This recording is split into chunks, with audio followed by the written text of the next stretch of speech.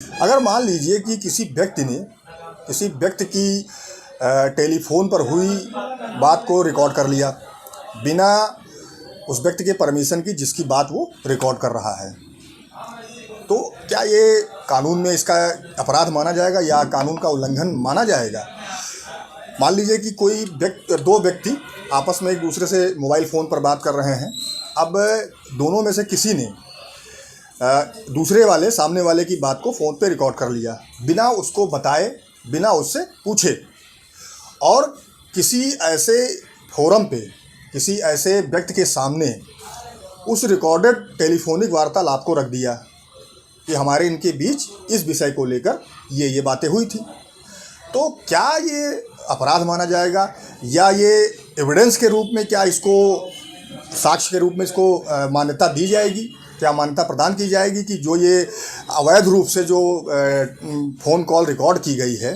तो क्या इसको कानून में कहीं स्थान दिया गया है साक्ष्य के रूप में? तो आज हम इसी चीज़ पे चर्चा करेंगे और बताएंगे कि honourable high court Lucknow bench के समक्ष एक मामला आया जिसमें यही बात सामने आई कि भाई जो टेलीफोन की बात रिकॉर्ड की गई थी वो अवैध तरीके से की गई थी, बिना मेरी परमिशन के, बिना मुझे बताए।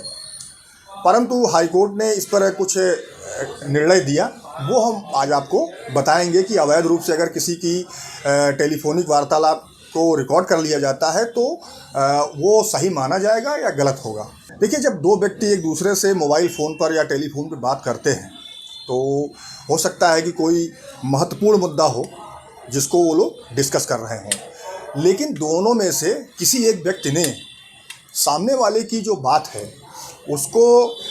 उस दूसरे व्यक्ति से बिना बताए रिकॉर्ड कर लिया, और उस व्यक्ति को पता ही नहीं है कि जिस व्यक्ति से हम बात कर रहे हैं उस सामने वाला व्यक्ति हमारी पूरी बात को रिकॉर्ड कर रहा है फ़ोन पर। अब जिसने बात को रिकॉर्ड किया उस रिकॉर्डेड बात को किसी ऐसे व्यक्ति के सामने रख दिया या किसी ऐसी जगह पे प्रस्तुत कर दिया जहाँ पे वो एक तरह से साक्ष्य के रूप में मान लिया गया। मान लीजिए कि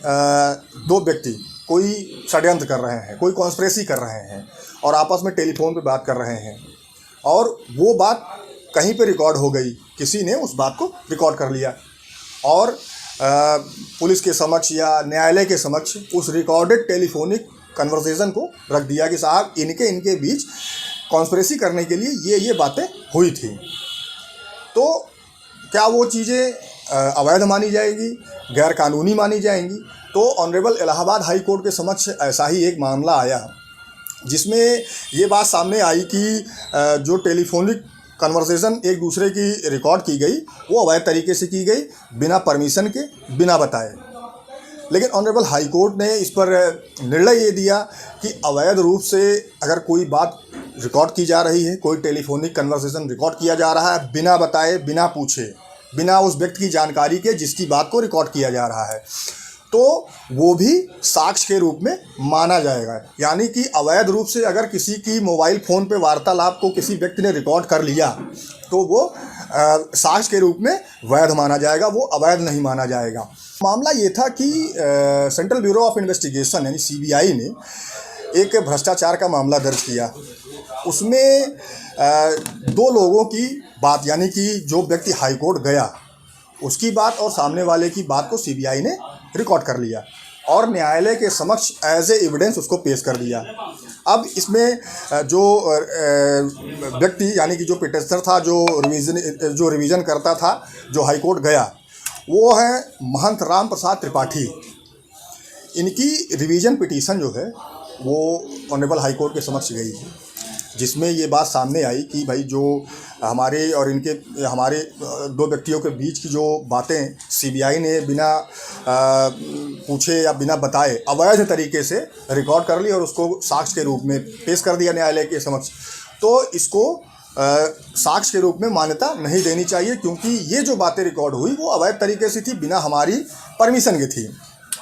तो सबसे पहले जो देखिए, महंत प्रसाद राम त्रिपाठी जिनकी याचिका ऑनरेबल हाई कोर्ट के समक्ष गई, इन्होंने पहले डिस्ट्रिक्ट कोर्ट में यानी लोअर कोर्ट में अपनी डिस्चार्ज एप्लीकेशन प्रार्थना पत्र इसी ग्राउंड पर दिया कि जो सीबीआई ने जो बातें रिकॉर्ड करी हैं हमारी एक दूसरे की, वो बातें अवैध तरीके से रिकॉर्ड करी और जिसको कि साक्ष्य के रूप में नहीं माना जाना चाहिए। लेकिन लोअर कोर्ट ने वो जो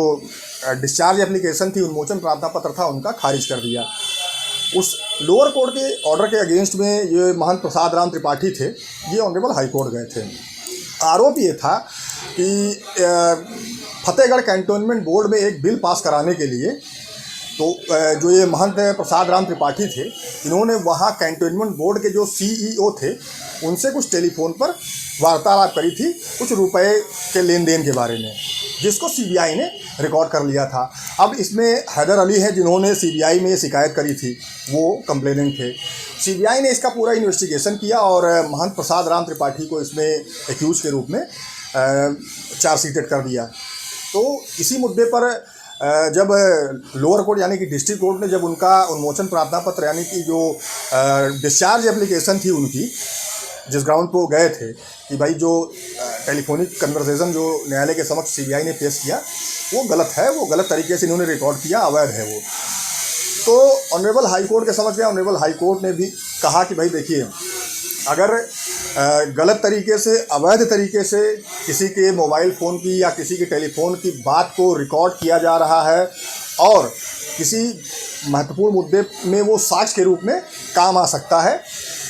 तो अगर उस रिकॉर्डेड टेलीफोनिक कन्वर्सेशन यानी कि जो बातें रिकॉर्ड हुई है, अगर उसको साक्ष्य के रूप में न्यायालय के समक्ष प्रस्तुत किया जा रहा है तो वो अवैध नहीं माना जाएगा, वो सही माना जाएगा। और महंत प्रसाद राम त्रिपाठी की जो पुनरीक्षा याचिका थी उसको honourable high court Lucknow bench ने यही कहते हुए खारिज कर दिया कि अवैध तरीके से रिकॉर्डेड टेलीफोनिक वार्तालाप वो साक्ष्य के रूप में वैध मानी जाएगी।